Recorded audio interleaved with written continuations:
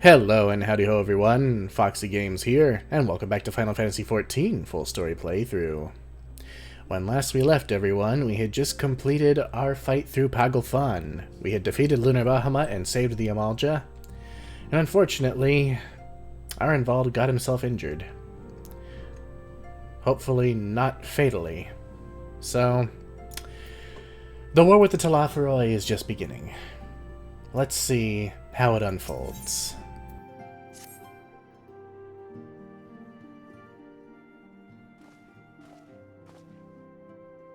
Ah, Foxy, you're looking well. I take it you managed to squeeze in some rest. If you came hoping for tidings from Kryl, I'm afraid we're still waiting. But we do have some odd scraps of news to share. Scraps, she says. Lunar primals have been popping up all over the place, but the Alliance has the situation well in hand, thanks in no small part to Hoary Boulder and the others. Meanwhile, talks with the Beast Tribes are going even better than expected. Encouraged by Ulda's progress with the Amalja, Gridania has opened negotiations with the Ixal, believe it or not. All of which is obviously very encouraging, but with the Telophoroi still out there, it's not as if we can afford to lower our guard. Indeed.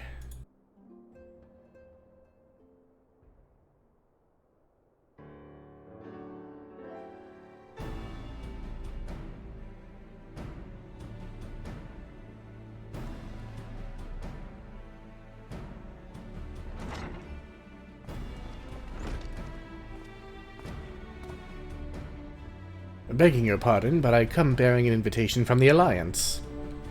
A council meeting is due to be held in Alamigo, and your attendance is humbly requested. Ah, we were just talking about the Alliance. May I ask what's on the agenda? I believe the intention is to share news of the recent developments and discuss what measures might be taken to combat the Telophoroi, in concert with our new allies. The Beast Tribes have also been invited. It is hoped that they will join us in the fight against our common foe. So the Alliance would bring all the Beast Tribes into the fold at a single stroke. An ambitious plan, given the delicacy of the negotiations, but mayhap an expedient one, considering the threat we face. Indeed, my lady. And for their part, I am told the Beast Tribes have agreed to attend. If the Scions too are present, all of Eorzea will be represented.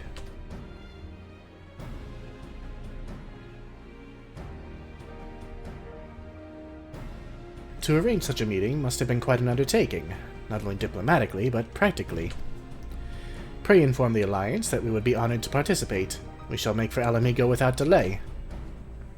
Then I will bear your answer thither with all haste. We look forward to receiving you at the Royal Palace.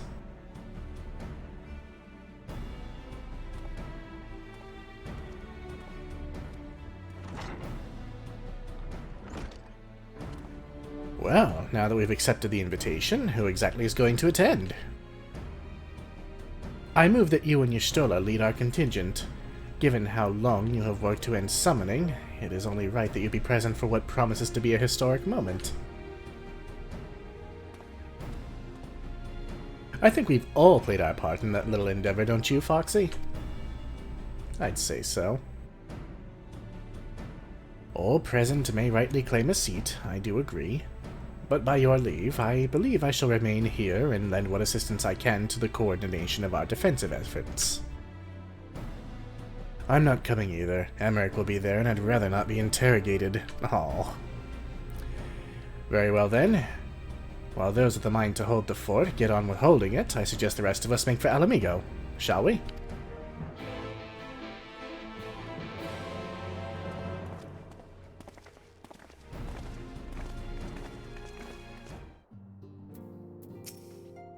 Don't forget to bring me something nice from Alamigo.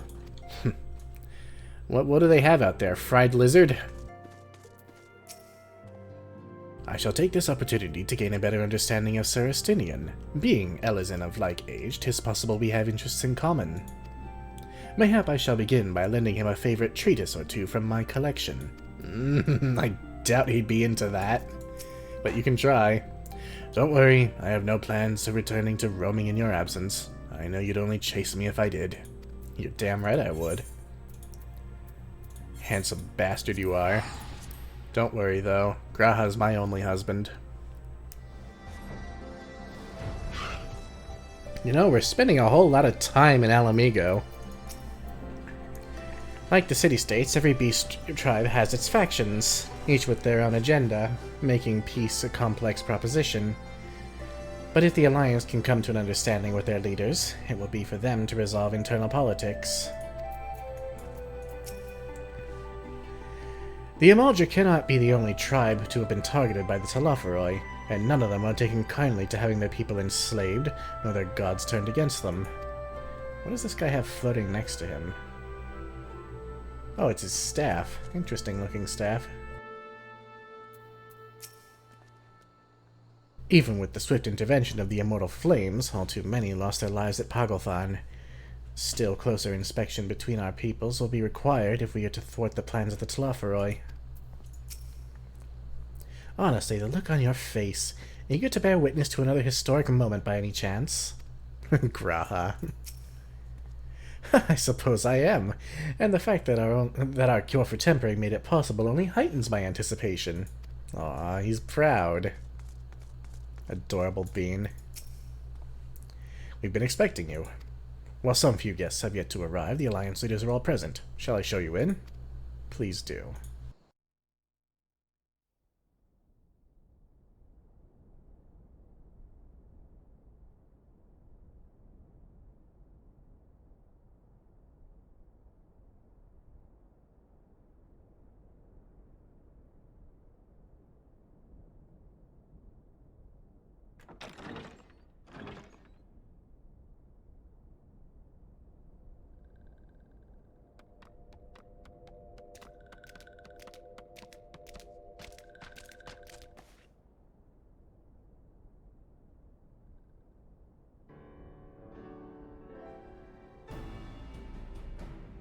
Esteemed guests, you honor us with your presence. As there is much to discuss, let us begin. Information on our taken brethren you have, yes? Hear it we would!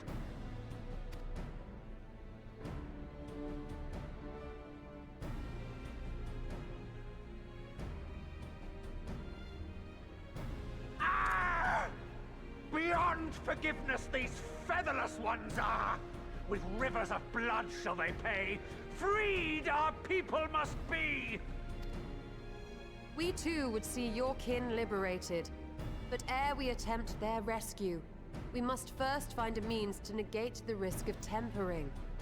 Without that, we will be unable even to approach the towers, let alone contend with their defenders. If all else fails, I've always found cannonballs quite effective. And what of the prisoners? Would you see them slaughtered? Think for a moment. Ponder, consider, think. If Merlwyb truly intended to bombard the towers, she would have done so by now. Remember, we came here to find a solution together, did we not? Y'Stola spoke of defenders. I but offered a means to clear a path, should you require it. Given the enemy's capabilities, we will all need to play our part if we are to have any chance of success. For if any here should give less than their best, it will be to the cost of every living being on this star. A paragon, the Empire, our very gods. How can we hope to prevail against such odds? That our foe is formidable, none would deny. But our strengths are many and varied. In this chamber, I see masters of strategy, masters of magic, masters of the land, the air, and the sea. And together, there is nothing in creation we cannot overcome.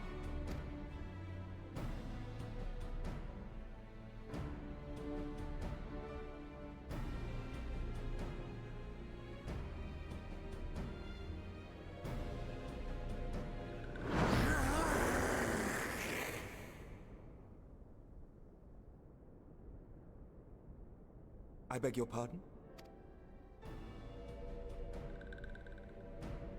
What is it, Soulwalker? Do not express your passion thus. A little pretty without gills, perhaps? Suffice it to say, I am proud to be counted amongst Eorzea's finest.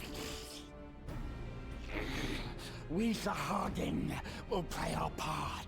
I fucking love the way he talks.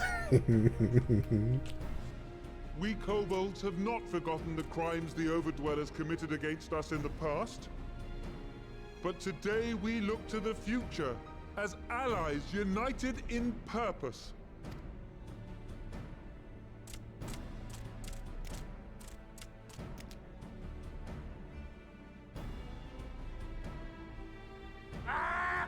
Make mock of the Ixal the Paragon does! Turns kin into puppets, pits brother against brother. Free them from his grasp, we shall! As Patriarch Zadar will attest, the Scions have granted us a means to free your brethren from their thraldom. This boon we will gladly share, that your people might never be enslaved again. We accept! We accept! Praise me!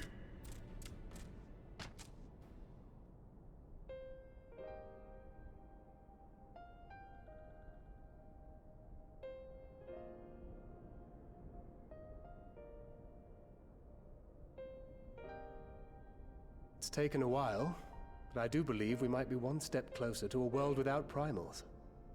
Would that mean Leveilleur were here to see it? We still have a long way to go, and we're going to need a lot more porksies. But we're moving in the right direction.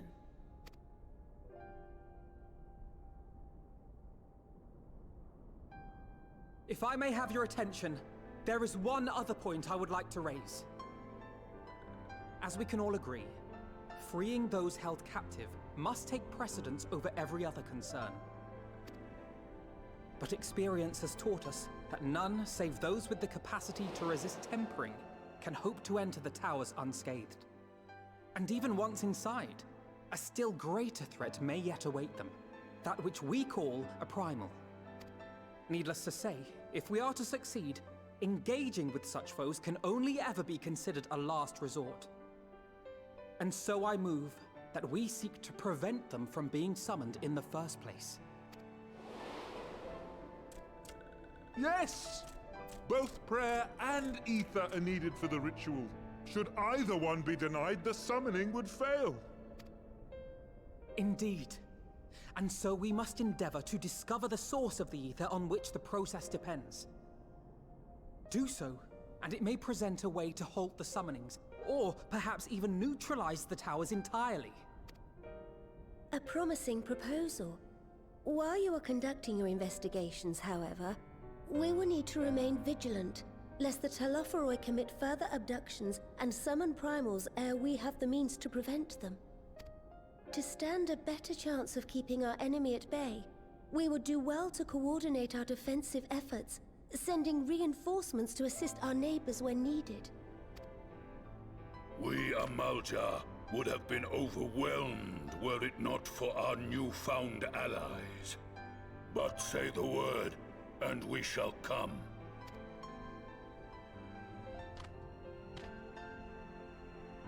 I see we are all in accord. But what are we to call this proud fellowship of ours? I submit that the honor of naming it should go to the Scion whose brave efforts have done so much to unite Eorzea. What say you, my friend?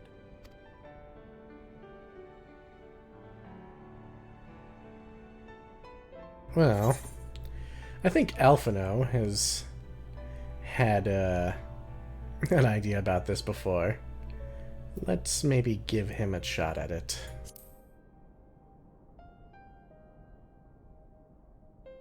Might I suggest Oh, the no. Grand Company of Eorzea? I remember a certain someone pondering it once upon a time, and it seems as fitting a name as any. A fine choice, for there is none here who does not love Eorzea. Aye, in that we shall ever be united. United in our gratitude for the realm that gave us life. Then let it be recorded that on this day, the Grand Company of Eorzea was born.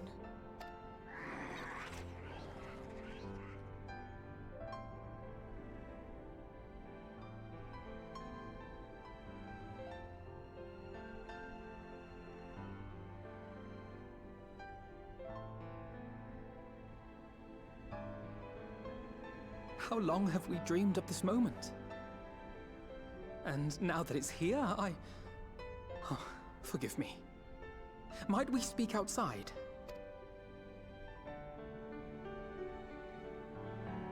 Well, we didn't let Alpha know. Have it after all. Though, it's less that we didn't and more that Alice didn't.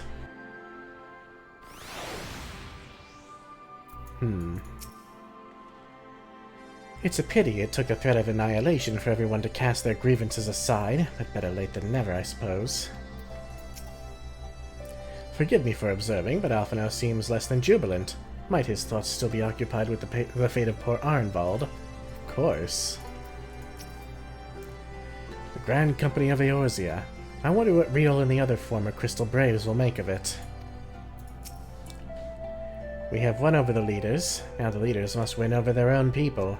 No small task, I grant you, but we have come a long way since first we joined with Minfilia to bring an end to summoning. A long, long way. Indeed.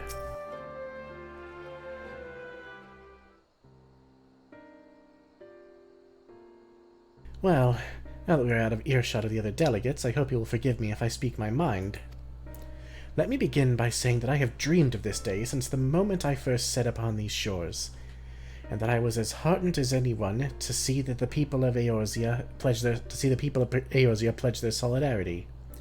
Yet even as they uttered their declarations, all I could think about was the conflict to come, of the sacrifices. Oh, come on. That would be made, and the lives lost.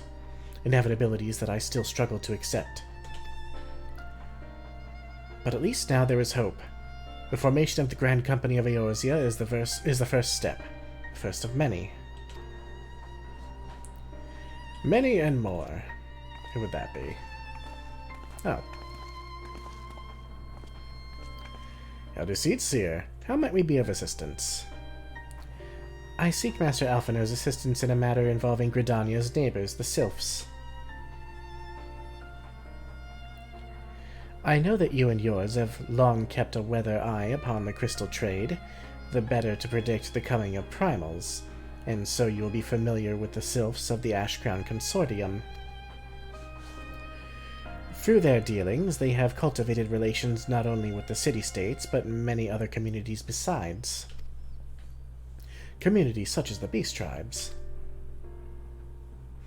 Just so. It is our hope that we may make use of the Sylphs' established lines of communication to coordinate the efforts of our new fellowship. Yet there remain certain practical differences between a trade consortium and a grand company. If the Sylphs are to perform their task efficiently, they will require the counsel of one versed in the operational aspects of an armed force. An armed force founded with the self-same goal in mind, no less.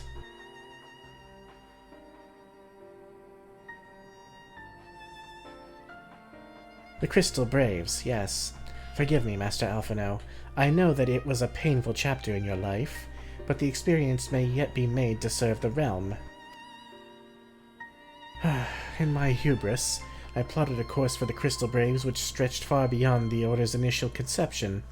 One intended to pave the way for the founding of what I intended to call the Grand Company of Eorzea. But my plans all came to naught. Built upon a frail foundation of lofty ideals, the Order was doomed from the first to collapse under the weight of more worldly interests. And I have no wish to see this new endeavor suffer the same fate. Mayhap I ask too much of you. Not at all. You may count upon my assistance for little it is worth. By your leave, I shall prepare a report, including a list of recommendations drawing on the lessons I learned from the failures of the Crystal Braves. You have my gratitude, Master Alphinaud, and my trust. When your report is ready, pray share it directly with the Sylphs. With your guidance and the earnest efforts of every goodly soul gathered here this day, I have no doubt but that our fellowship shall emerge from the shadow of the Telophoroi and flourish. Until next we meet, my friends.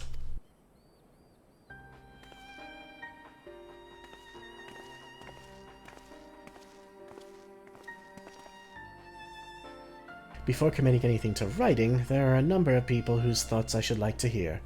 Former Braves, you understand. Might you join me in seeking them out? As if you have to ask.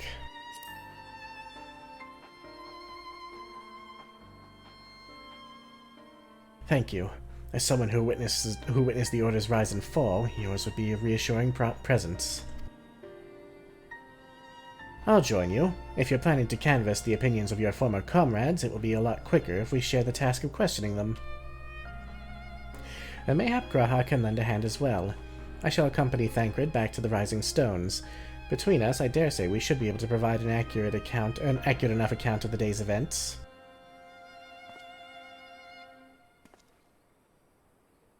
We should be glad of your company, G'raha.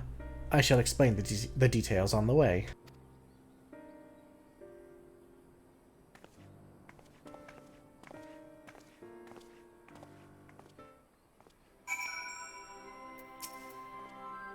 I take it we will soon be paying the Sylphs a visit. How fascinating it will be to speak with them in person, though I gather conversation can prove rather challenging. Oh yes, the Sylphs are not exactly, conversers. It will not be easy to revisit the past, but sometimes one must look back to see the way forward. So, what's the plan, brother mine? Before discussing the task at hand, I should probably admit the report I proposed is largely written. Not long after that fateful day in Ul'dah, I penned a detailed account of the organization's history, from the events that led to its inception to the failings that brought about its demise. This I did primarily as a means of taking some semblance of responsibility. Nor did I imagine it might later be referred to by those seeking to form a similar organization. And while I made every attempt to be objective, the account was mine alone, its events viewed from my singular perspective. For it to be of use, however, it must be broadened to encompass the viewpoints of all involved. Only then can it answer what seems to me to be the other crucial question, namely, why, after the Crystal Braves disbanded, did some members choose to remain with us while others did not? I see. You think the answer will tell us something about the nature of the ties that bind our new Grand Company together, and that this knowledge might help us to prevent it from falling apart when those bonds are inevitably tested. That is my hope, yes. But the questions I would ask are uncomfortable to some.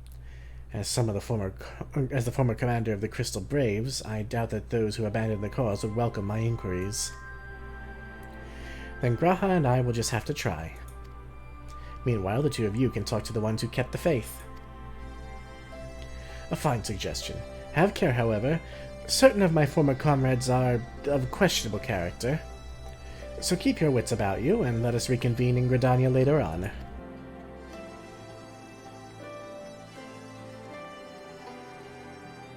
If you have no objections, I have a mind to begin by speaking with Riol and Alian. If memory serves, the two of them will be attending an intelligence briefing at Castrum Oriens. Let us seek them out there.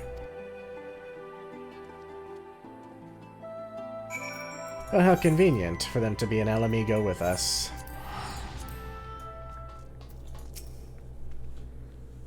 While such briefings are seldom exciting affairs, their importance in coordinating our efforts with our allies cannot be overstated. In that regard, Helion and Riol have been most dependable. Oh, I didn't expect to see you here, Foxy, but if you enjoy intelligence briefings, you've come to the right place. I don't, but meh.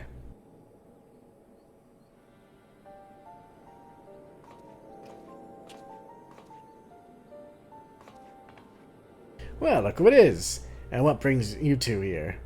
Wouldn't have anything to do with the big meeting, would it? In a manner of speaking, I've been assigned a task, you see, for which I require the assistance of former members of the Crystal Braves.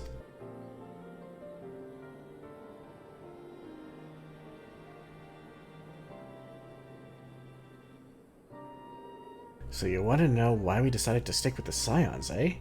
Ain't an easy thing to put into words, that.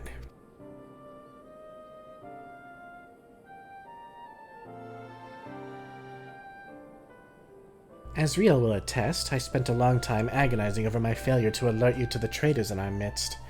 For my negligence, I was captured along with many others, and we were powerless to prevent the tragedies that ensued. Not a day goes by that I do not think back to those fateful events. By joining the Scions, I hope to redeem myself, and I will continue to serve the cause for as long as I'm able. But that wasn't my only reason. When we were finally reunited at the Rising Stones, you refused to blame anyone but yourself for the fall of the Crystal Braves. And in spite of everything that had happened, everything you had suffered, you took us back without a moment's hesitation. We would not have blamed you had you turned us away, but when you gave us your trust instead, what else could we do but try to repay it? Nothing, that's what. As for me own tale, well, I've always felt the Scions have something in common with me old crew. The duty of the strong is to protect the weak. That was our creed, and I still strive to live by it to this day. But as time's gone on, I've learned that strength comes in many shapes and sizes. From Hoary Boulder to Mistress Tataru, we've all got us something to offer. And not one of us is doing it for personal gain, because we believe there's more important things than that, things worth protecting, which is what being a Scion's all about. I am at a loss for words. Thank you, my friends. To hear this from you means more than you know. Forgive me. Foxy, could you...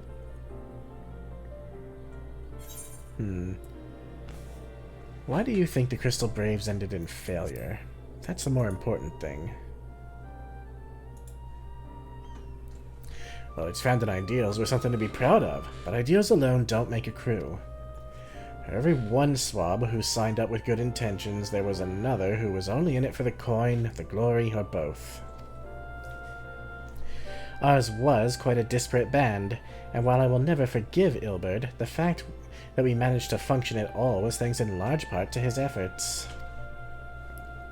Just a pity he was doing it for all the wrong reasons, eh? Only takes one bad apple, they say, and the Braves had a barrel full of them. Not like the Scions. We might look like a ragtag band of misfits, but deep down, we've all got that shared sense of purpose. And why? 'Cause Tataru sifted out all the glory hunters before they made it through the door. I see.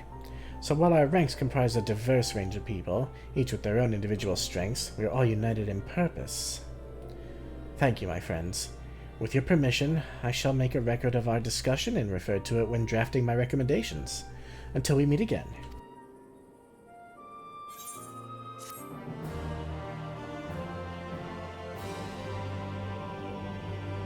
Some food for thought. After the Company of Heroes went their separate ways, I did try working on my own for a bit, and I'll admit it was nice being able to pick me on battles, but if you want to make a real difference, you need to find a good crew and stick with them. Speaking of former Crystal Braves, I have not seen Ermgus of late. Constantly away on missions as he is, I wonder how he fares. Well, I think we've taken up enough of our colleagues' time, and I am conscious that less life-affirming testimonies await. Let us make our way to Gridania and hear what the others have learned.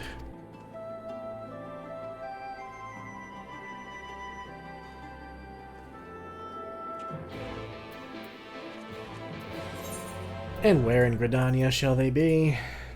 Near the Lancers Guild. So, let's take the Aetheryte. On the way here, I took the opportunity to write up my notes from our conversation with Alian and Riel. All that remains is to add Alice and Graha's findings, whatever they may be. When Alice sets her mind on something, there's no stopping her. And her mind was truly set on finding former Braves. For a while, I even feared what she might do to them. But in the event, she was admirably civil, for the most part. Oh dear, did something happen? I imagine she's quite angry at some of them for giving up on her brother. Thanks to Tataru's ever-dependable intelligence, we managed to track down a handful of former Braves without any great difficulty. Some were forthright, others less so, but we heard enough to form a picture. I must warn you, Alphino, some of their comments were harsh. I can well imagine, but their opinions are no less vital to my report. I seek the unvarnished truth.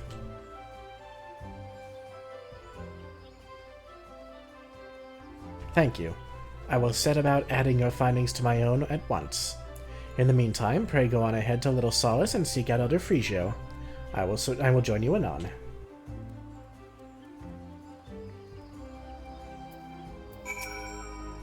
Leave me to attend to my report and join the others in Little Solace. I shan't keep you waiting long. I know how playful the sylphs can be. Oh yeah, so we're gonna be forced to play. We had enough of that with the fairies in the first. Oh, Little Solace. It's been a long time since we've been out here. Now that I think about it, of the four of us, only you and Alphino have any real experience in conversing with the sylphs. Still, it can't be that hard, can it? Though I had the honor of sharing a table with Elder Frigio and Alamigo, I did not have an opportunity to speak with him. I do hope my studies have granted me a sufficient grasp of his people's customs. Well, you probably have to dance for them.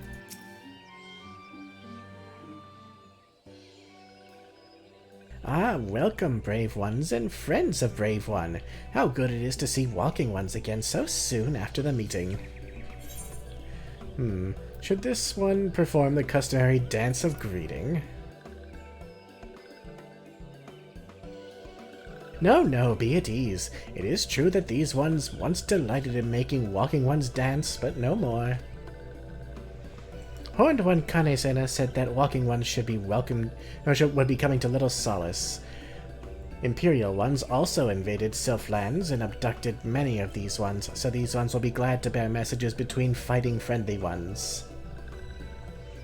That is heartening to hear, Elder. It will require all ones to work in unison to stop the Telophoroi. These ones will try very hard, of course, but in matters of war, these ones have little experience. Any advice walking ones can provide would be most welcome. Oh, another pretty silver-haired one, and in quite a hurry, it seems.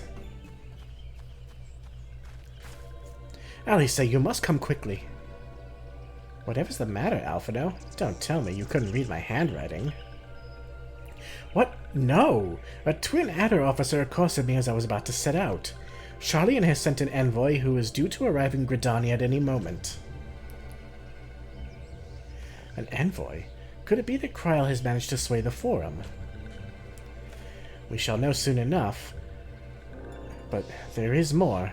The envoy has requested that the two of us attend the audience with the Elder Seedseer. Really? I could see why they might want Scions to be present, but us specifically? Wait, it isn't who I think it is. It is. I could scarce believe it myself, but when I inquired as to the envoy's identity, I was told that it was one Fortuno Leveilleur. Your father? Well now. The fact that a serving member of the Forum had journeyed here would be surprise enough, but him? Quite. I glean from this that they are taking the matter seriously. That may be, but why him and not one of the other 98 Forum members, unless he volunteered for it?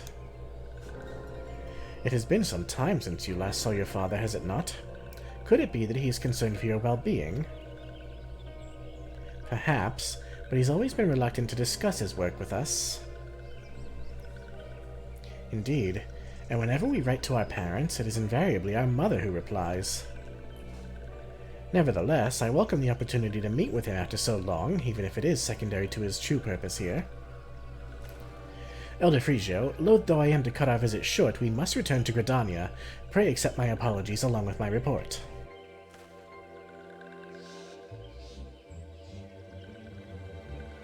Never mind, there will be time to talk later. This one won't keep walking ones from more urgent matters. Go. The audience will be held at the Lotus Stand, where the Elder Seedseer awaits even now. Let us be on our way.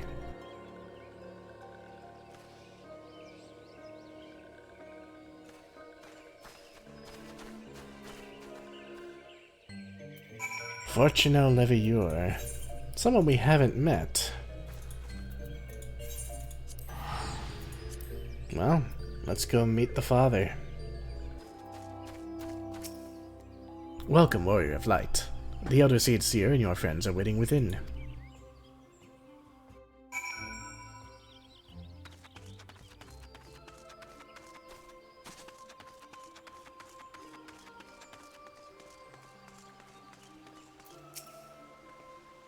After all this time away, it will be good to see my father, even if it is at an official meeting.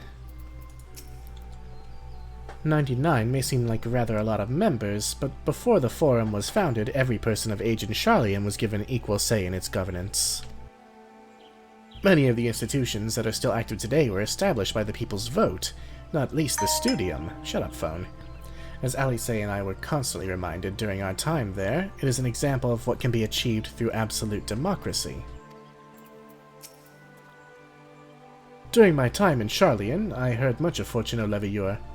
He is a gifted speaker, known amongst other things for the uncompromising application of foreign policy. Oh, in other words, he's got a stiff upper lip. My friends, I thank you all for coming so swiftly. Word of Master Fortuno's visit took us quite by surprise. When the Alliance granted Mistress Kryle permission to request Sharlayan's aid, we did not anticipate so prompt a reply, much less that it would be delivered by a member of the Forum. What the nature of that reply may be, we shall soon discover.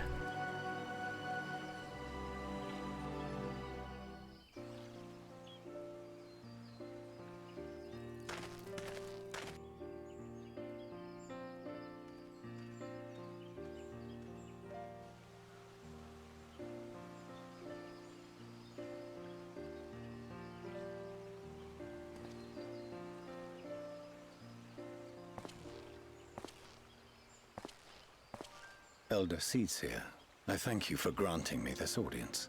I am Fortuno Leveilleur, here in my capacity as representative of the Forum. It is I who should thank you, Master Fortuno, for journeying so far and so swiftly. Would that our first meeting could have been under happier circumstances.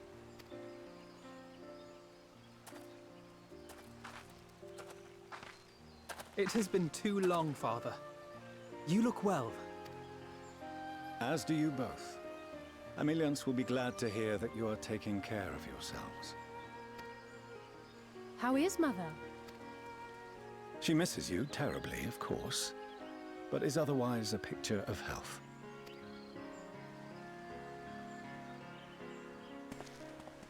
Circumstances apart, I'm grateful that our meeting has afforded me the chance to be reunited with my children at long last.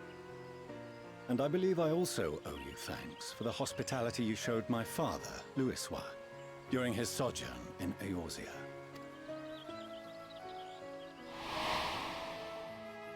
All thanks we owe to him. In the days prior to the 7th Umbral Calamity, it was your father's tireless efforts which granted us a means to vanquish the primals. Were it not for him, our strength would have been quite spent by the time the Empire arrived. That Gridania still stands is in large part his achievement. He was a great man.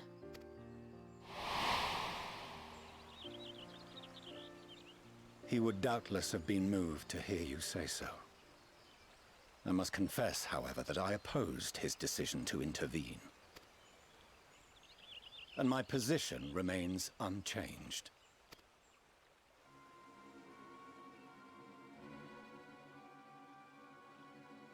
To chart the course of history, not to change it.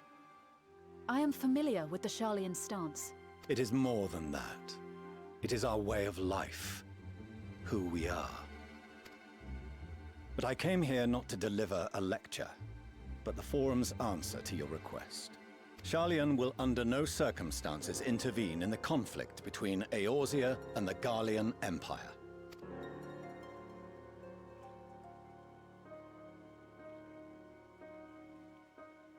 May I ask for what reason the Forum has come to this decision? The final days spell the end not only for Eorzea, but the entire world. The final days? Pray spare me your hyperbole. This conflict is no more than the latest in a series of petty squabbles between yourselves and Garlemald. One in which Sharlayan will take no part. If the final days were truly upon us, we would know.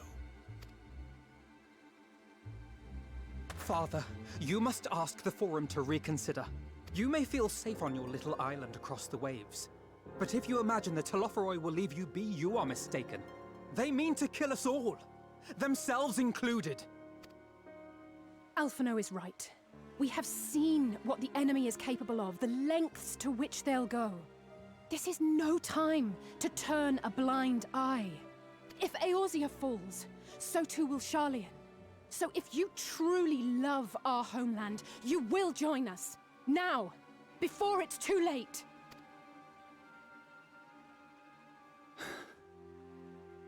I thought you knew better than to raise your voice to your elders. It seems I was wrong. Wrong to ever let you leave, Sharlayan. I consoled myself that your time abroad would instill in you some hint of restraint, of discipline. But I see now that Eorzea has made fools of you both. Have you forgotten why it was that I so vehemently opposed your grandfather's departure? For all his wisdom, his only solution was to go to war. Death, devastation, ruin. Even those who claim victory are scarred for life. What prize could ever justify such sacrifice? Freedom from the yoke of Garlemald, who treats all of its subjugated nations like trash, for one. It is the duty of the learned to avert such tragedy. By fanning the flames of war, you forsake all you once held dear.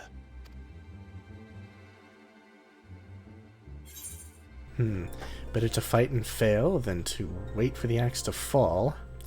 To ignore the plight of one those might inconceivably save is not wisdom, it is indolence, or it is in your power to save us, refuse and you condemn us all. Let's throw Louis Sois's words at him.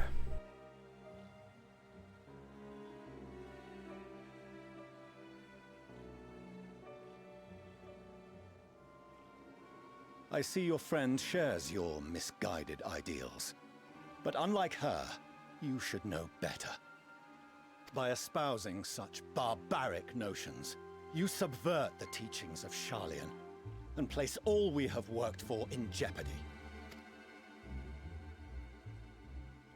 Alphino, Alizé, as of this moment, you shall no longer bear the name of Leveilleur. What? Father! How you choose to live your lives is no longer my concern. If you wish to walk the path of ruin, I will not stand in your way. Master Fourcheneau, while Sharlayan may have no intention of intervening in this conflict, we can still part as friends. Will you not stay and speak with us, that we might learn of Sharlayan's hopes for the morrow? I have said what I came here to say. Any further discussion would be meaningless.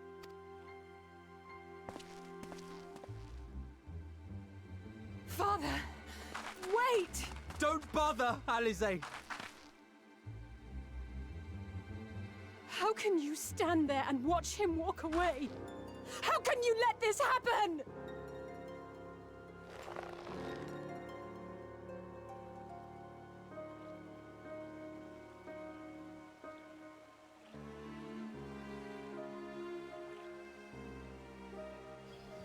Well, as it turns out, their father's kind of a dick. And kind of a moron, too. How dare you defend yourselves in a war, is basically what he was saying. It was not so very long ago that we had a friend and a neighbor in Sharlayan, and so I clung to the hope that she might yet lend us her strength. But when she forsook Giovannia, it would seem she forsook us all. In order to avoid conflict with Garlemald, the Forum went so far as to order the abandonment of an entire city-state. The refusal to aid us now is, I am sorry to say, entirely consistent with their historic position. It is we who walk the path of ruin. Time will tell.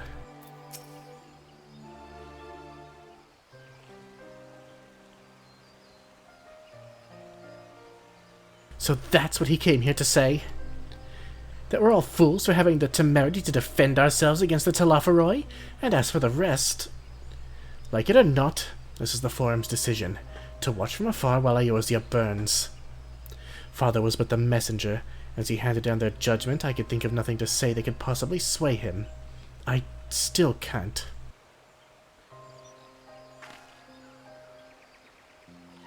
To have prolonged the discussion would have changed little, for it is not only Master Fourcheneau who must be persuaded, but the Forum as a whole.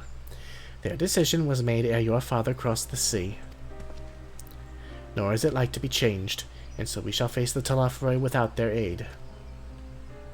Forgive me, but if they had no intention of helping us, then why would they go to the trouble of sending an envoy in the first place? Why did they not simply keep their counsel as they are wont to do?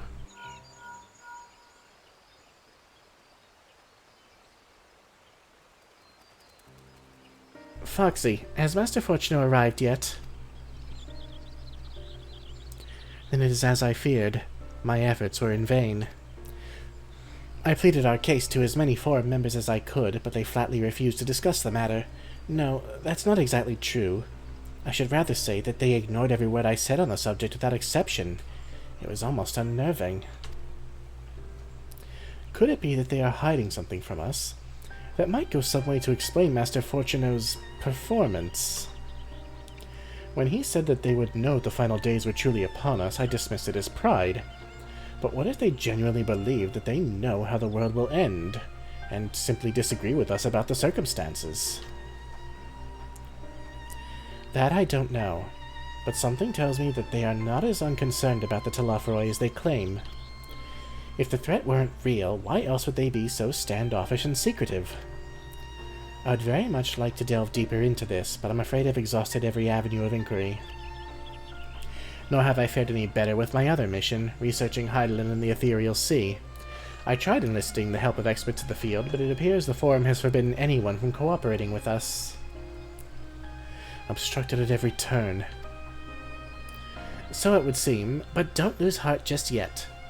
With all the knowledge and acquaintances we have between us, we can still find a way forward.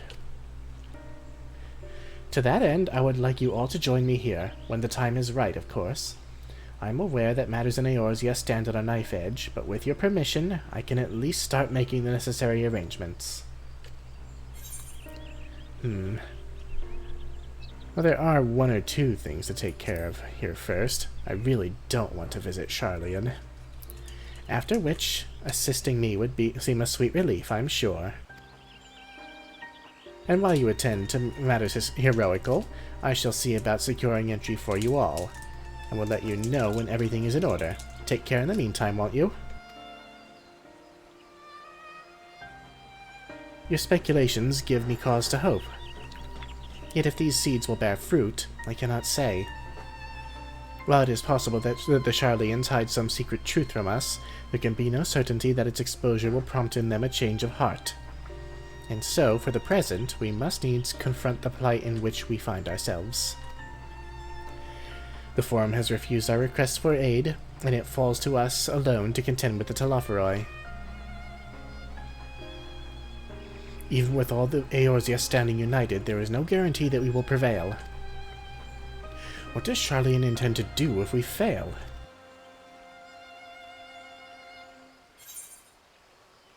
Watch it burn, I assume.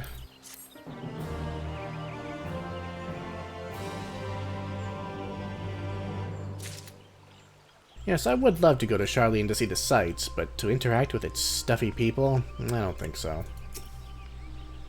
With their knowledge, Sharlayan could have done so much for the cause.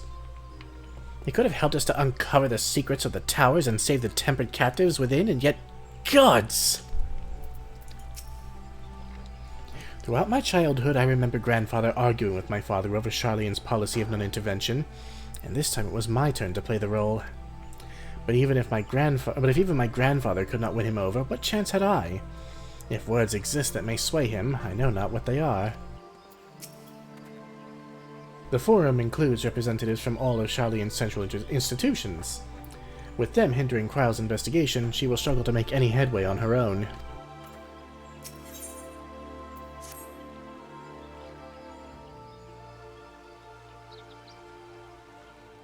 While Sharlayan's stance is indeed disappointing, we cannot allow ourselves to be distracted from the challenges before us. There is much and more to be done.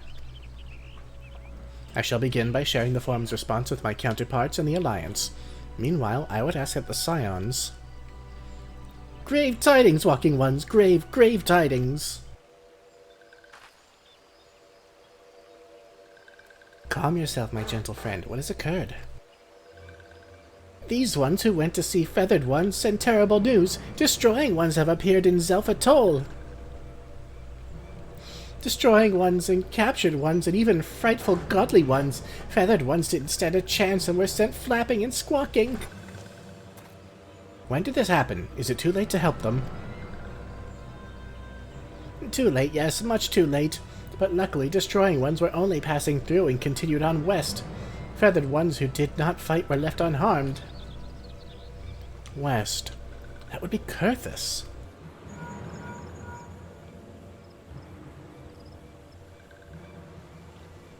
My lady, the Ishgardians report that the Telophoroi have emerged from the eastern highlands of Kurthus and are marching at speed. Though their purpose has yet to be determined, the Cardinal Flats would seem their most likely destination. Lord Emmerich has already dispatched his forces and requests our immediate support. Tell him he shall have it. The time has come for the Grand Company of Eorzea to prove its worth.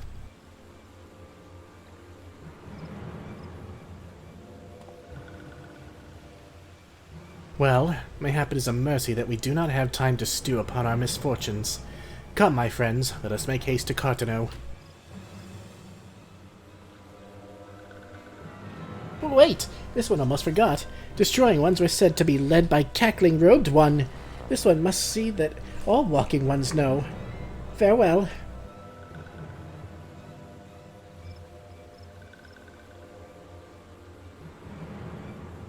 Fandaniel? Who else? It was only a matter of time before that grinning maniac showed himself again.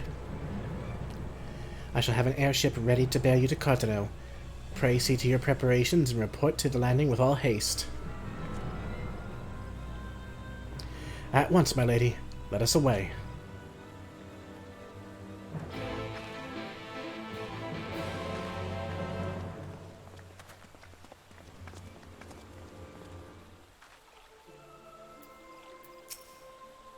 The airship will be ready to depart ere long. I bid you make for the landing as soon as you are able, and may the 12 keep you. And you, Kane Senna. Oh boy, things are really starting to heat up, it seems. Fair warning, this video may be split into two if it runs on a little long. I will, of course, be releasing both parts on the same day, seeing as it is the final episode. Hello, Fordola. Come on, this will only take a moment, alright? Foxy, it would seem Fordola here has come all the way to Gridania to find us. I have explained the situation, but she insists her business is urgent. Aye, and it'll be over sooner if you shut up and come with me.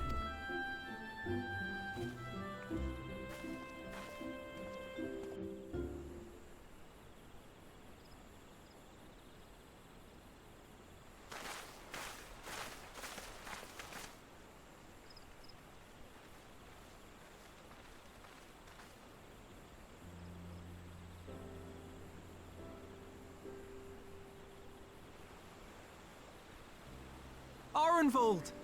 I can't tell you how good it is to see you.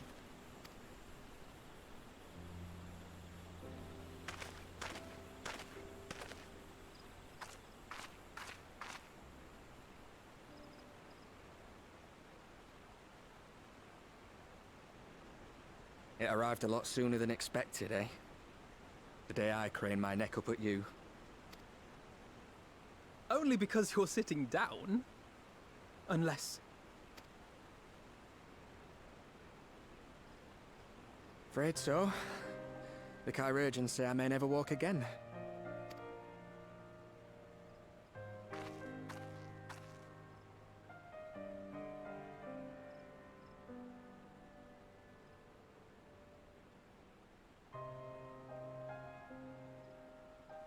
Come on, Alfino, it could be worse. Besides, I didn't come here to dampen the mood. Quite the opposite. All I've ever wanted was to fight for a cause I believe in. But my fighting days are over. So I want you to fight in my stead. Be the hero I can't.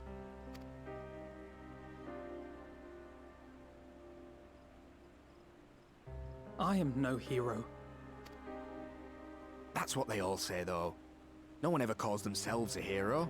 Even the ones who eat primals for breakfast. It's for others to decide. Look, Alfino. You already are a hero. to me and countless others. We see you doing your damnedest to protect us all. And you're not alone, are you? There are people who believe in you, just as you believe in them. We carry the dreams of many, and we'll carry yours too. We'll be sure to give you regards to the Telophori, or some things may have changed, but the adventure isn't over yet. Go with the top one.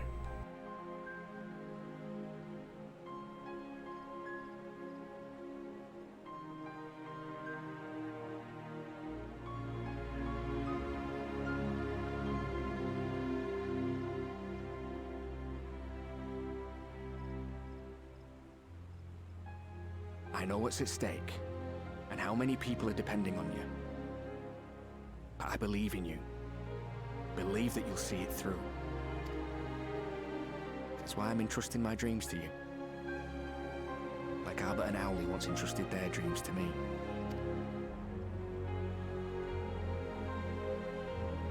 There was a time when I would have borne the weight of such expectations without a second thought. But now, I know just how heavy that burden can be. To tell the truth, I'm beginning to wonder if I chose the right path. Sacrifices will inevitably be made for the sake of the ideals I uphold. Maybe I am not the person I thought I was. The person you think I am. I wouldn't presume to tell you. But I will say this. In spite of everything, you've come this far. The road ahead might not always be clear, but you've never been one to give up or take the easy way out. And everything you do for others. For a brighter future. I'm proud to call you my friend. Well, I've said my piece, so I'll let you go. I know you've got more important things to be doing. Just give what I've said some thought, all right?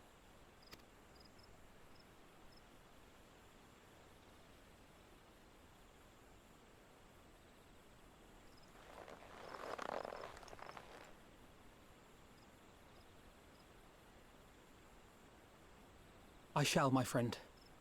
And we will meet again soon, I promise.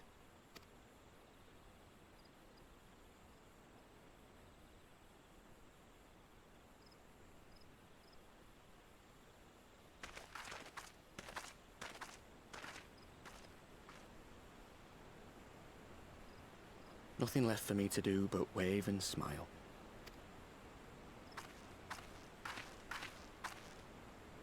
You've got a pretty narrow view of what it means to be a hero, do you know that?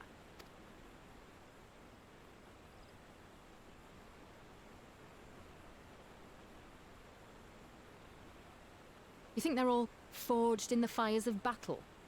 That it's all about being brave and killing villains? Alphino and the others will carry on their fight. But theirs isn't the only one. There are other ways you can make a difference. If you stop feeling sorry for yourself and put your bloody mind to it.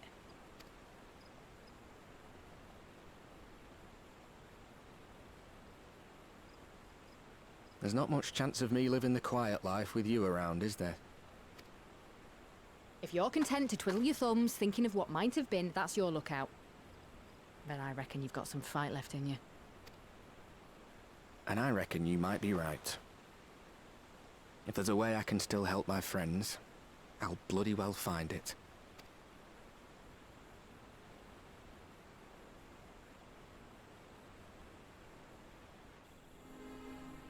They make a hell of a pair.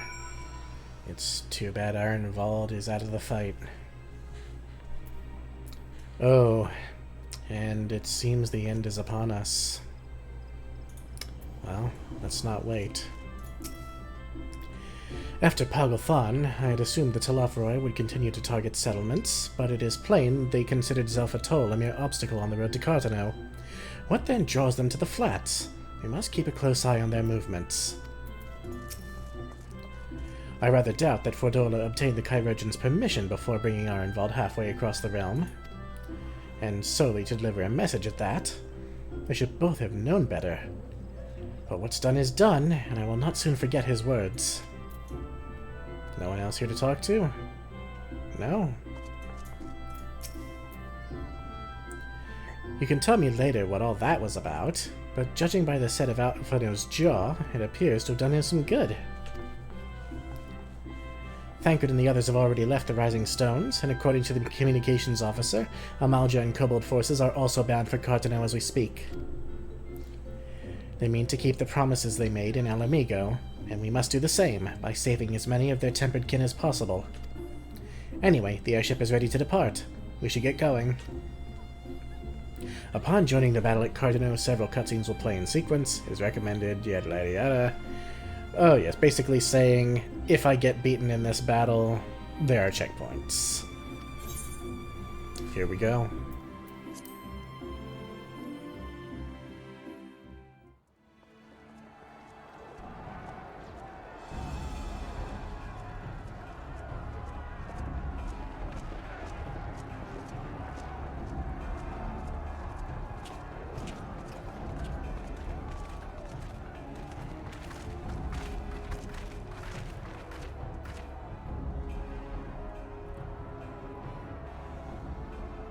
My fellow Scions, as I am sure you will have heard, we can expect no help from Charlian, nor are we any closer to discerning the Telophoroi's grand design.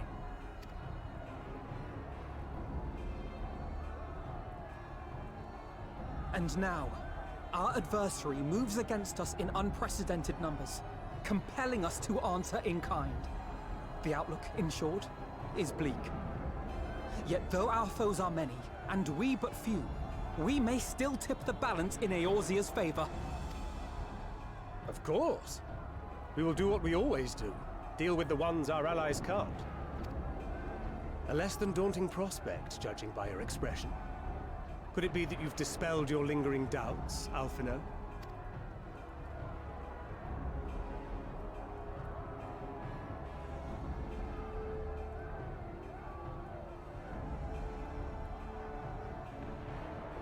Oh, I doubt I ever will. But as my friends have kindly reminded me, I have come this far, and that must count for something. Gods be good, Alphino. That's what we've been trying to tell you all along. For one so bright, you can be remarkably dim at times. There is such a thing as overthinking, you know.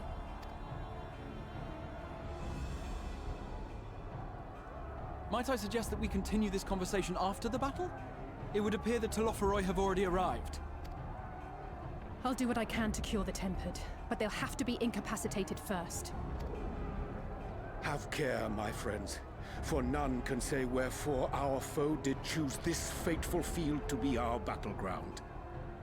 Whatever may transpire, pray grant him not the pleasure of deterring you.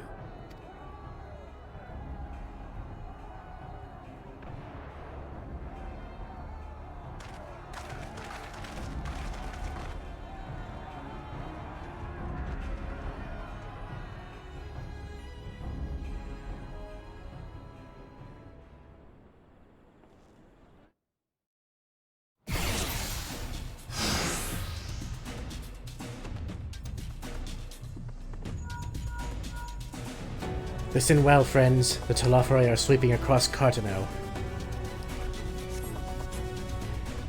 As for the Ascian, he was briefly sighted above the battlefield, but has since vanished. He likely intends to watch events from afar.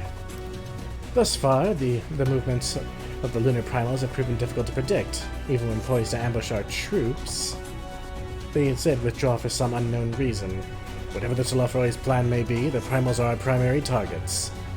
Understood. They will not elude the Scions for long. Here we go. Prepare yourself! We cannot allow ourselves to be stalled here.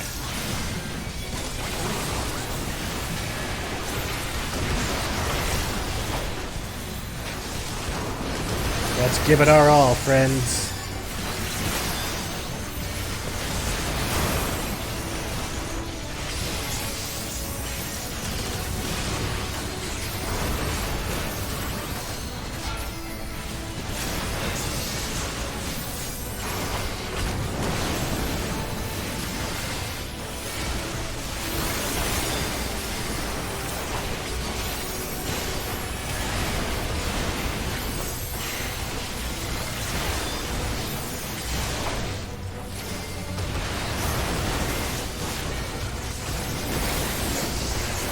They would overwhelm us with sheer numbers.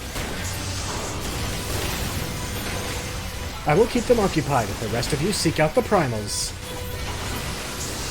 If you insist, cat husband. Let us divide our forces that we may locate the primals more swiftly. Thancred, Y'shtola, and I shall head east. I'll concentrate my efforts on the Tempered, but with luck I should have the chance to cure some of them.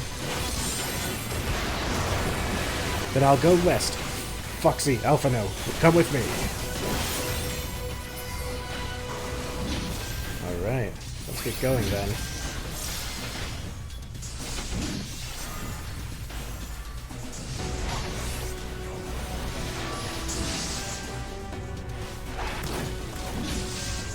Ah, isn't it great to see everyone fighting side by side?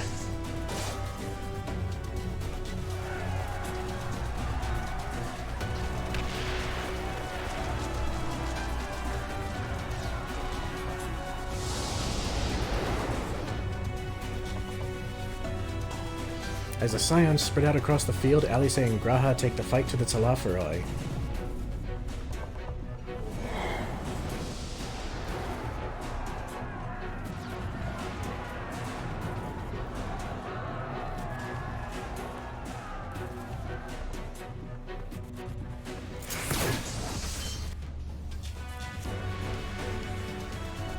In this part of the battle, we'll play as Alice. There are so many of them. I won't be curing anyone at this rate. We'll have to incapacitate them first. So as Alice, we have Leveilleur combo, Scorch combo, Crimson Savior, Flesh, Contracy, and Vercure. Let's start with Contracy and a Flesh.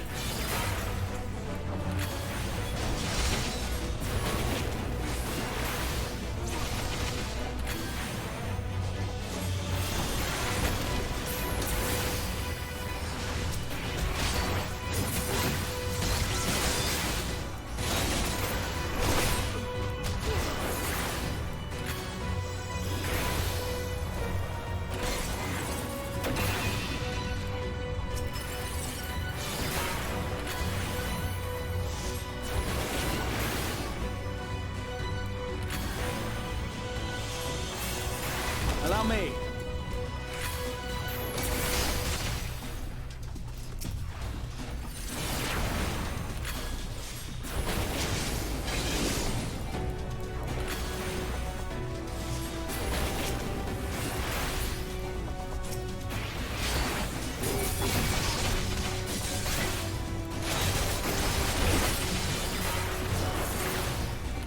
Everything's happening a little too quickly for me to properly read the dialogue.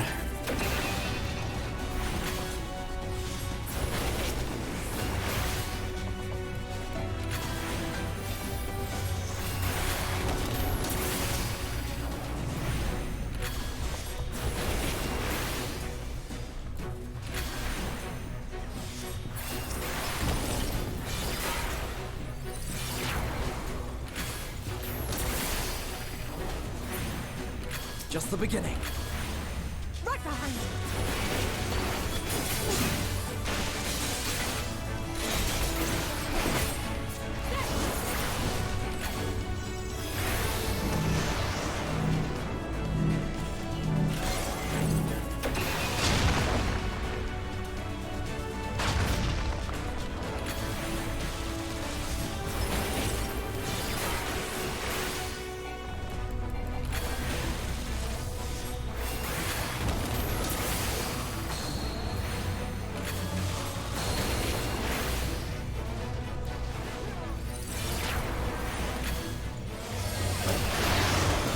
Oh dear.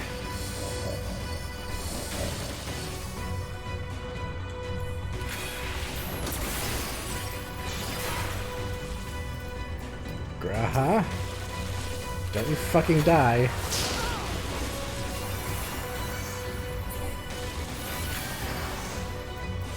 Oh, he healed me to full. It seems we've earned a moment's respite. Then let us take this opportunity to cure the Tempered.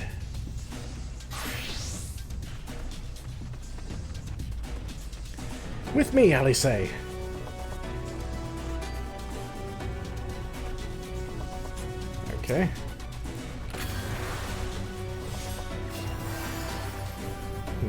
What do I do? What do I do?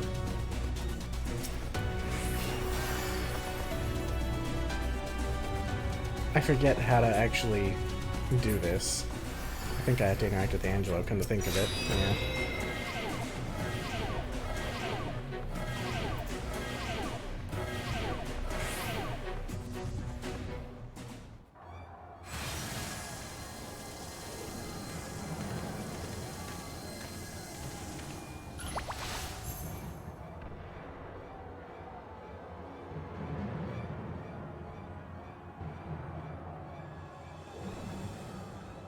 Oh, look who it is.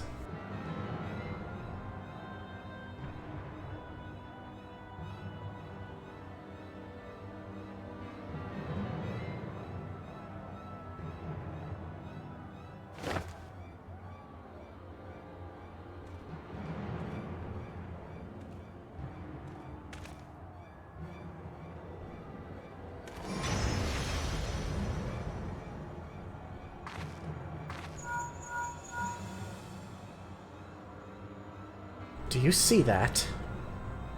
The glyph. Yes. How worried should we be?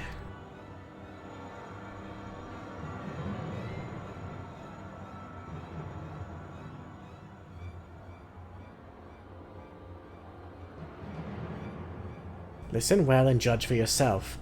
Though I can see ethereal currents, I had not thoroughly examined those that flow through the heart of Cartano, but now that I am here, things have become clear. The flats conceal an etheric confluence, like to the pillars of the Azim Step, but greater in scale. Far greater. The glyphs that Fandaniel has conjured reach into its very midst. And I believe I know their purpose. Should the Lunar primals destroy them, it would spark a chain reaction with the potential to obliterate the confluence entirely. The resultant disruption to the flow of ether would sow chaos amongst the elements, prompting earthquakes, floods, and tempests large enough to lay waste to the realm.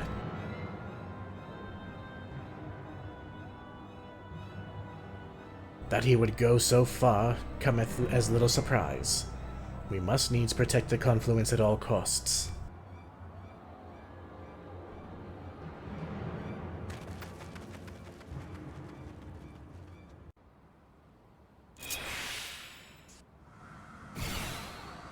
We now contend with Lunar Odin. Is that Odin? So the time has come to pit my blade against his. Follow my lead. We now fight as Urianger. We have Malefic 3, Lord of Crowns combo, the Scroll combo, Benefic, Aspected Helios, and Fixed Sign. Largely healing abilities. But we'll start off with a Malefic 3.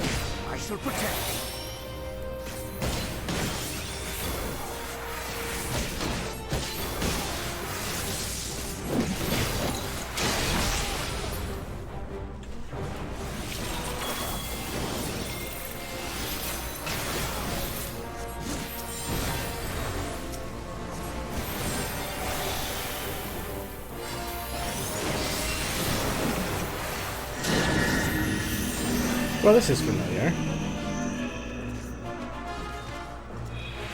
Just like Lunar Bahamut.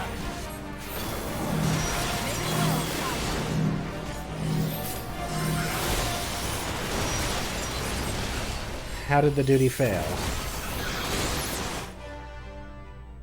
Oh, the confluence got destroyed. I'm, Right, I forgot that I could heal the confluence.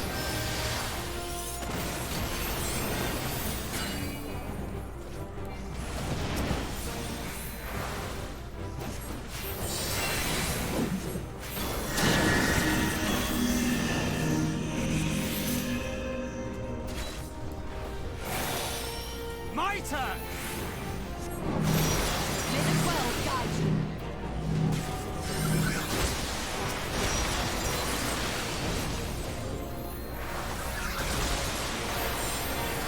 I should honestly leave the healing to me and the fighting to Y'shtola and Thancred.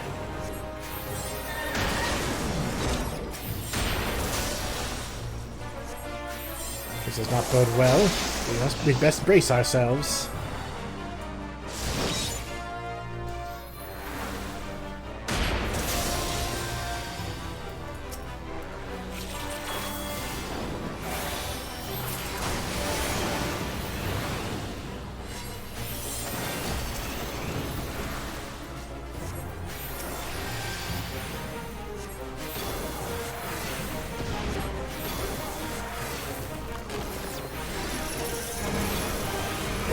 Such strength. It will take all three of us to protect the confluence. But first, Thancred doth require our aid. Away with you! Oh. Well.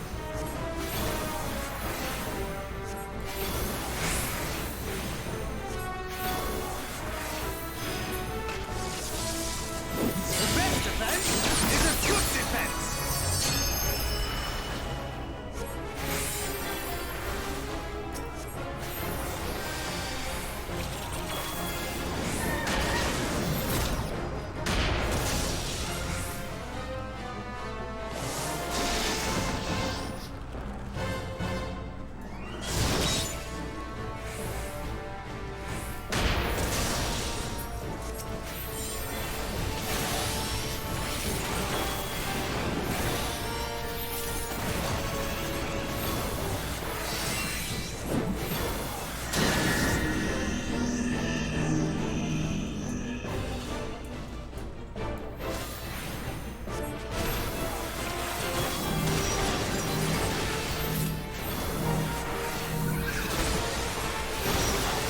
Holy shit, Thancred. I can't click him.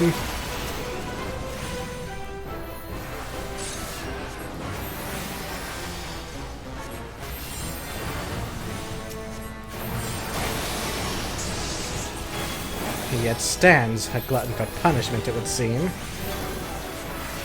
In which case, I'd be glad to oblige him.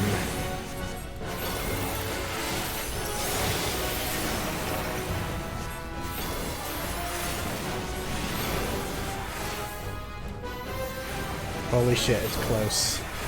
We almost failed there.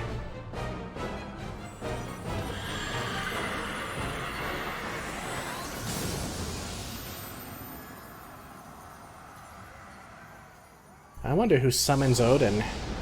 I never did do that quest. Maybe I should one day. Meanwhile, G'raha, Tia, and Alice prepare to lock swords with Lunar Ravana. And we play as G'raha.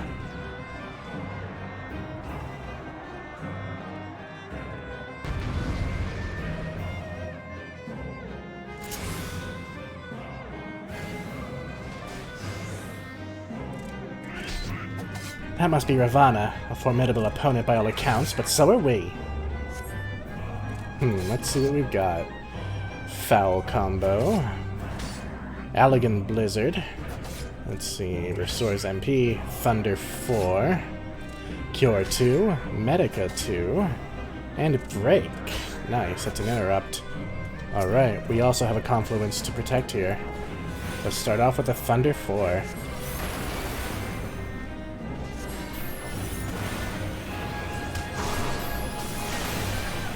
So it falls to us to protect the confluence from this fiend.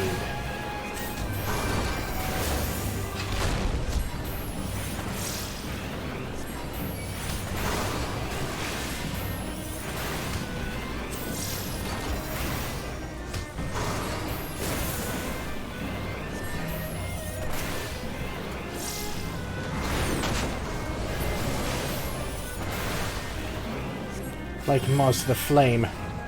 We have to keep them from the confluence, but there are so many. Allow me. A quick casting a break should buy us some time.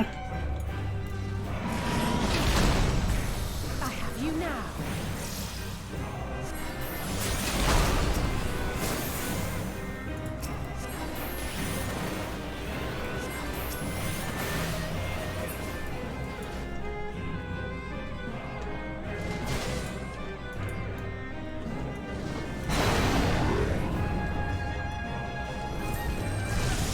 Well, he didn't have any butterflies left, so he won't be doing much. Never mind, he did quite a bit. But he didn't kill us. That was a little close for comfort, but now's our chance.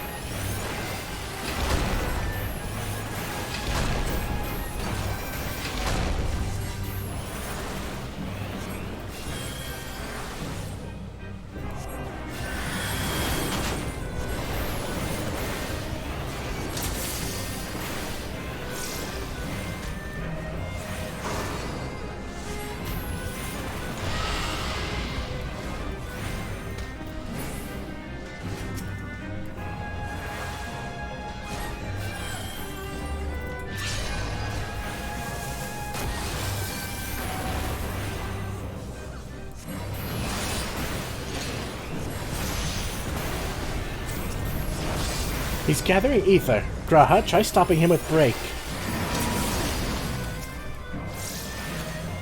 I have a way of breaking his defenses, but I'll need time. Keep him occupied. Understood. Let's hope that Break works as intended.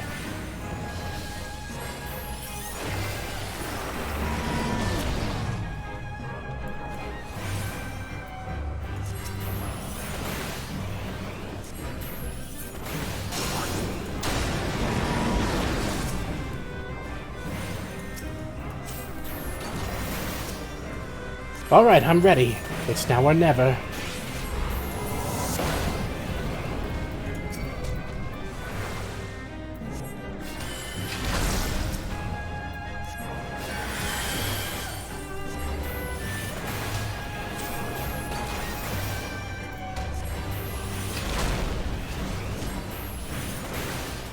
Down goes Lunar Ravana. Way easier than Lunar Odin.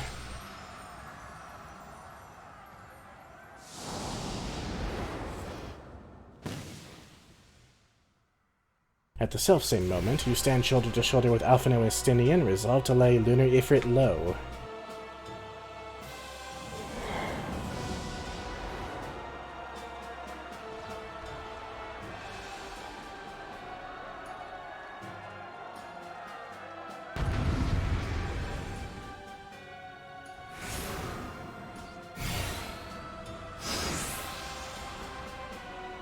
Alright. Lunar Ifrit, the one Arenvald and Fordola encountered. Let's get some payback on Arenvald's behalf.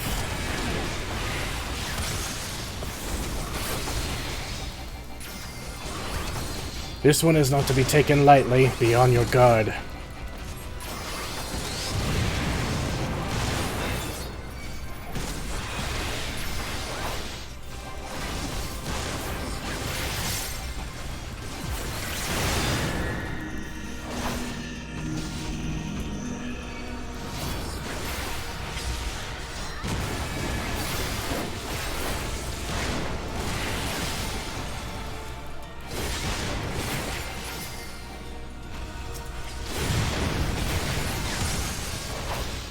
Have to kill the nails.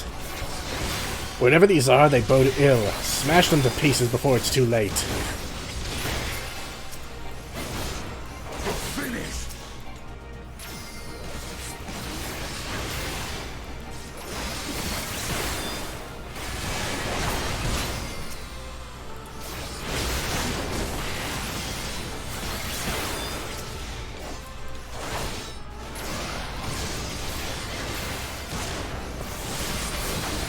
No more nails.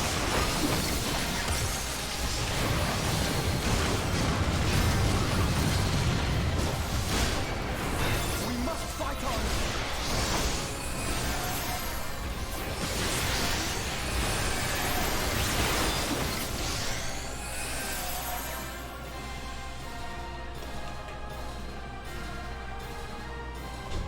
Oh dear.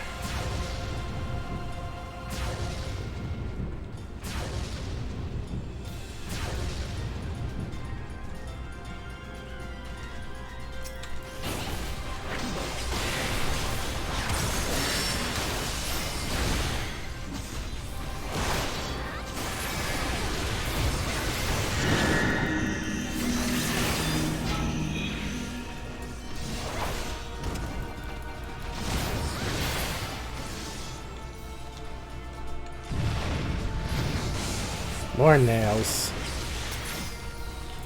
4 of them! Our foe seeks to destroy the confluence and us along with it. So it's come to this.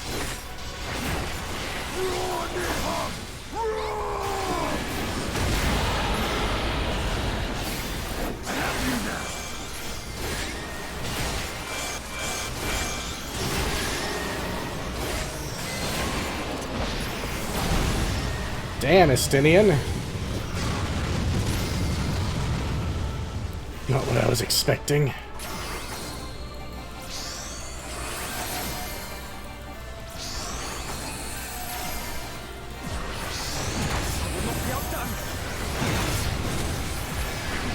Oh, he's getting desperate. As long as I draw breath, I won't give in.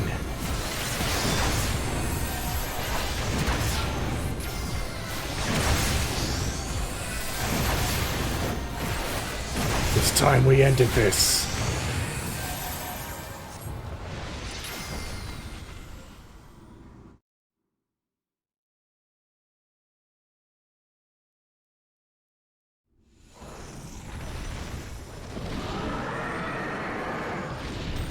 And stay down. That one's for Arenvald.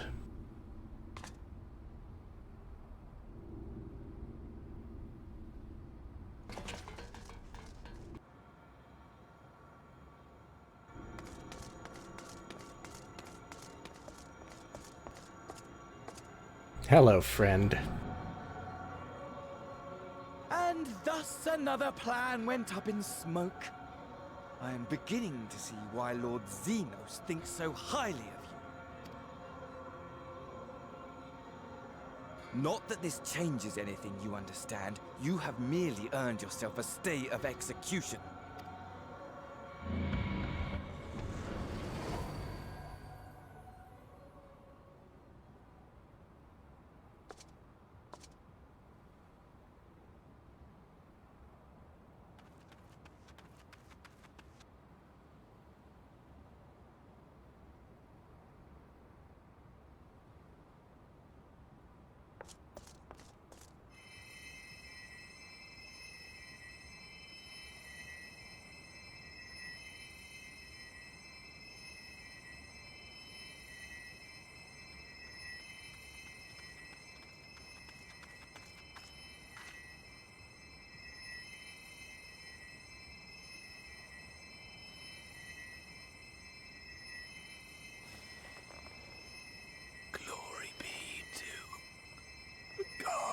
More.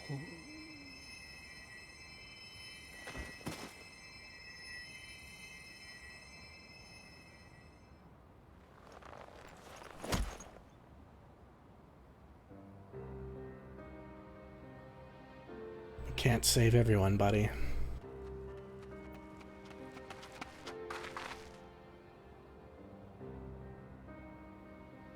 How fare the Tempered?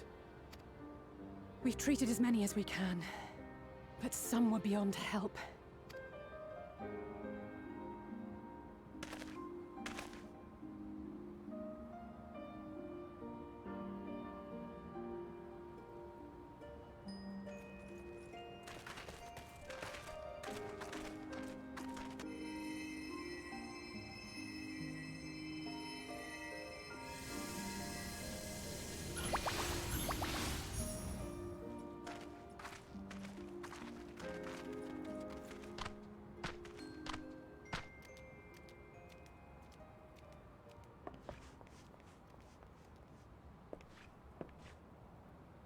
Do not hang your head so, brave Scions. Though not all of our captured brethren could be saved, we are grateful for those whose minds have been restored.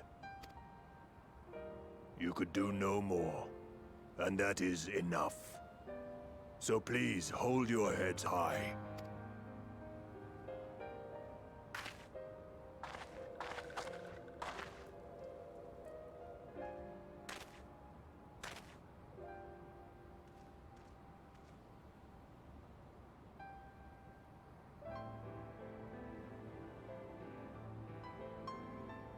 I should have been quicker, but I'll do better next time. Thank you for your kind words. They mean a lot.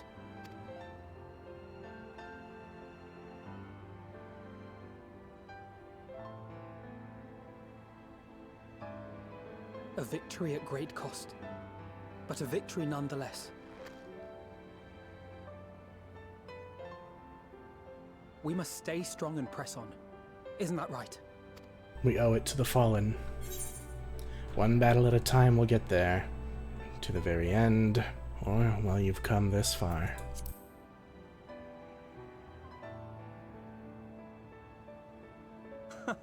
It really must count for something. We'll make it count. Together.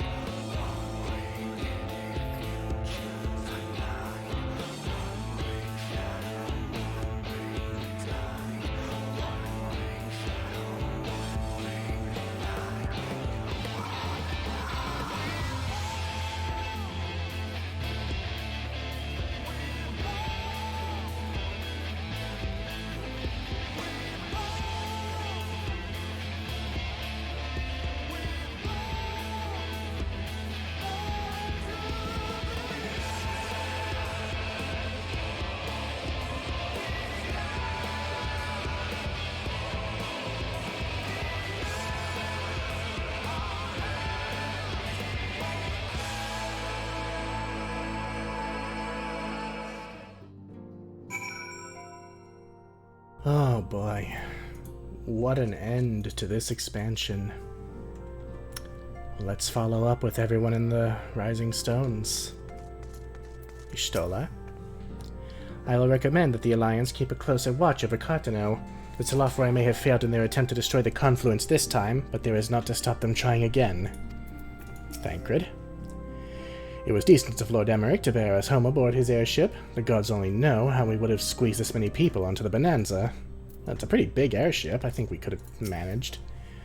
Throughout the battle, I could not shake the feeling that all present were performing for the amusement of Fandaniel. Nor did his blithe reaction to this latest defeat give me cause to think otherwise. I could only conclude that such failures are of little consequence to his broader scheme, whatever it may be.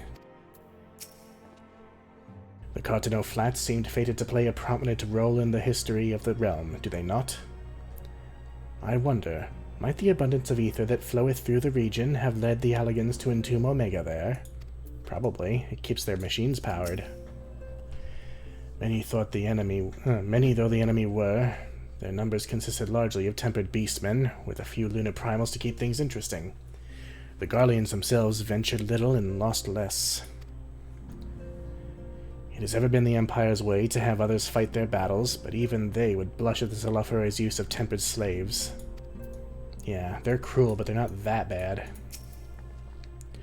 The tempered that we were able to treat will be taken to the city-states for observation. As soon as the Alliance is satisfied that they're fully recovered, they'll be free to return home. At the close of the battle, when the clouds parted and the moon shone down on us all, I cannot well express how I felt. Somehow it seemed more a beginning than an ending. You have no idea how right you are, my friend. You should have seen my face when Lord Emmerich showed up on the doorstep. Did none of you think to send word that he was bringing you here? Well, it's kind of on the fly, wasn't it, Euphemie? Lately, the Rising Stones has been a hub of activity. Between combating lunar primals and forging good relations with our new allies, even our newer members have had barely a moment's peace. Well, good. Things are about to get very, very busy for you guys.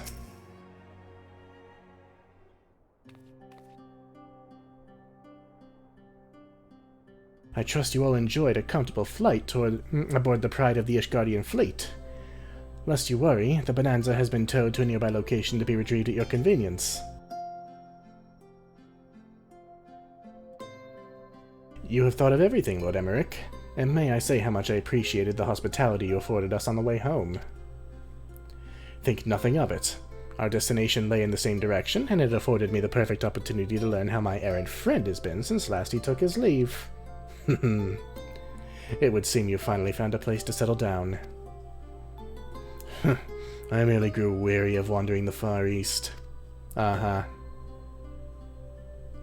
Returning to more serious matters, while the Telophori have been driven from Cartano, 'tis like that the bulk of their forces yet remain.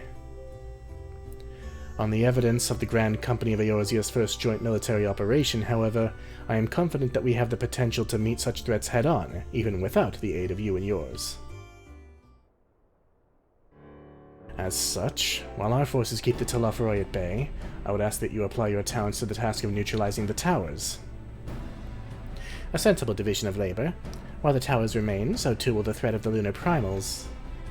And given our expertise in the field of etherology, we are better qualified to find the solution. That we are, especially should it happen to lie beyond the Alliance's dominion. There is a time and a place for formal investigations, of course, but certain secrets are wont to hide where only enterprising individuals may venture. I could not agree more. There are none better suited to this task, nor any upon whom I would rather rely.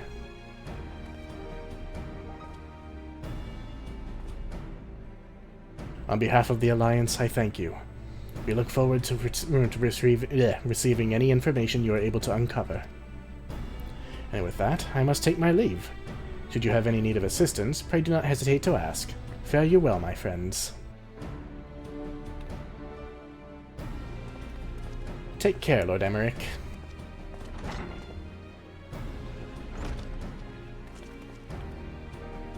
I confess I had hoped to be able to study the towers more closely, vital as they plainly are to the Telophori's plans. If we can discern their ultimate function, we will be one step closer to understanding our enemy's grand scheme. Should we succeed in neutralizing them, of course, it is all but certain that the Telophori will mount an all-out invasion. And then it will begin. The one who awaits at the heart of the chaos will come for us. For you. Yet in the end, our true nemesis may be the calamity to end all calamities, the final days themselves.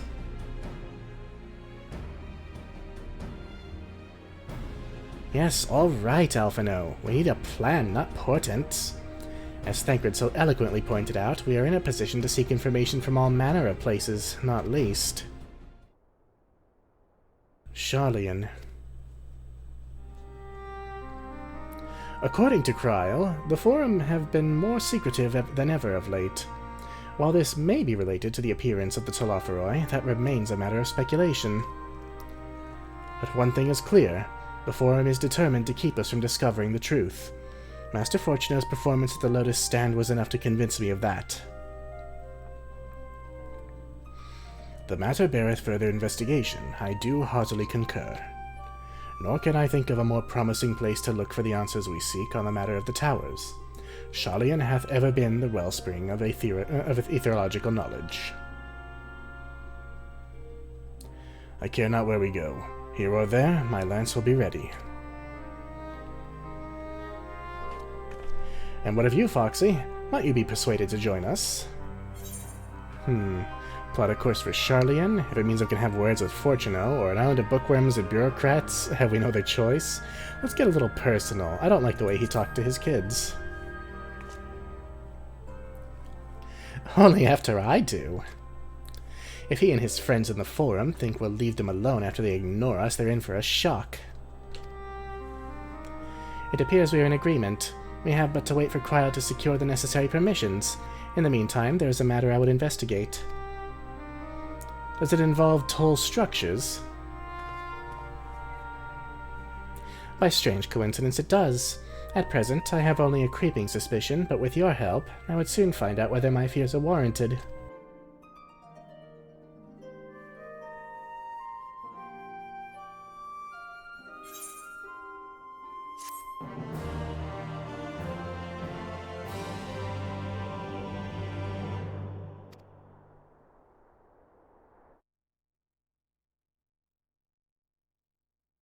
Meanwhile, in the Garlean capital.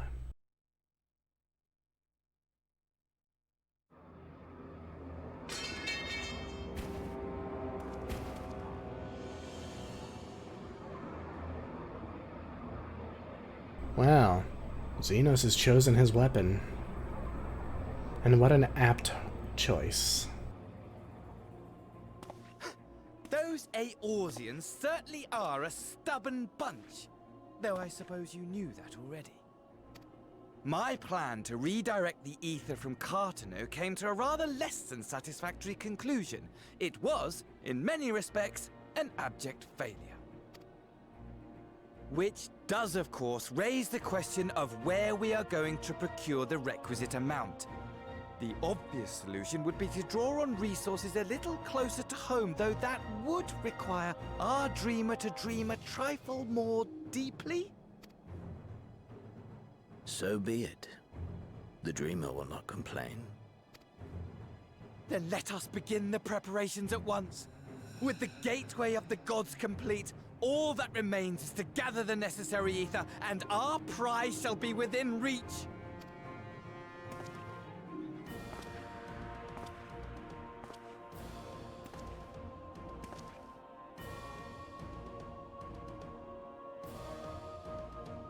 The time has come to fulfill your heart's desire, my desire! To relieve those wretched creatures of their meaningless existence!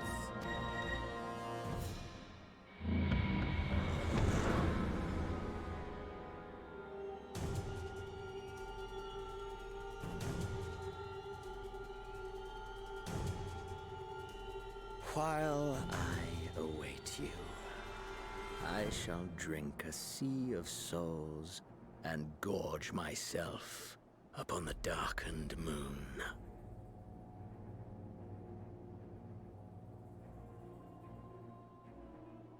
Then you shall come to me, all roiling rage and rancor.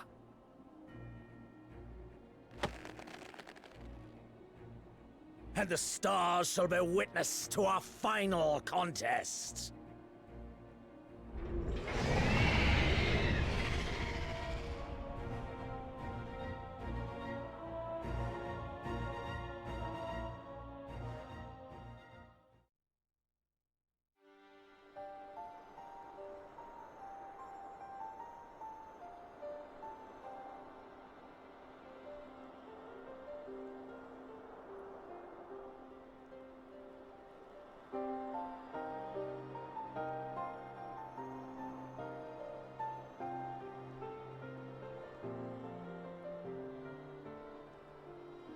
As I thought, the ethereal currents have been disturbed here too.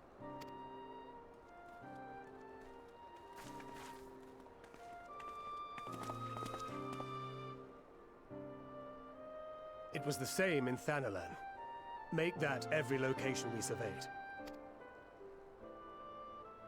And the strength of each current has diminished dramatically, far more than could be attributed to a natural occurrence.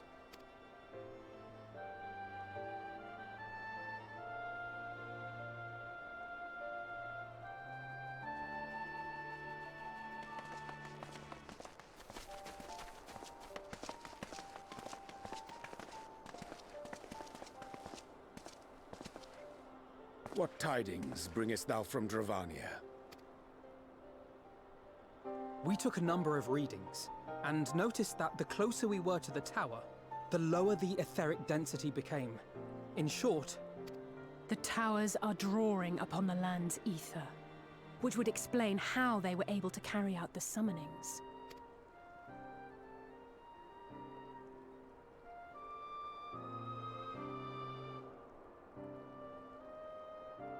Our allies must be informed of this. We should return to the Rising Stones and have Tataru relay our findings to them.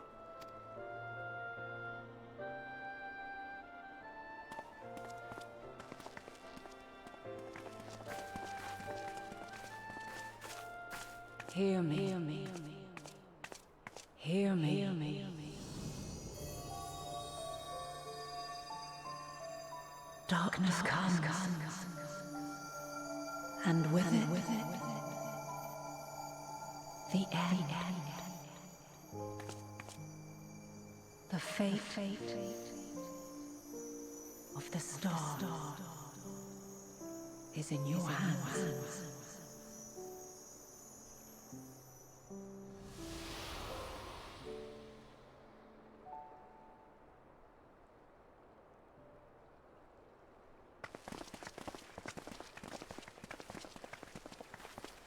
Everything all right back there?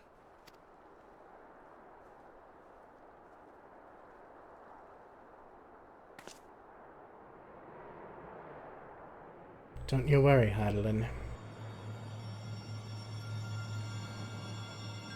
And honestly, who else could that have been? At solemn dawn, grim purpose shines and gazes cast toward moonlit sky. Thus does our final curtain rise, your steps to guide would end betides. Well, everyone, that is the end of the Shadowbringers main story quest. All we have to do now is head across the sea to Sharlayan and see what we can do to prevent the final days. A task that seems insurmountable, really. But we're Foxy Games, and we are not alone. My name is Foxy Games, and I will see you in the next episode of Final Fantasy XIV Full Story Playthrough. Take care, everyone. Bye.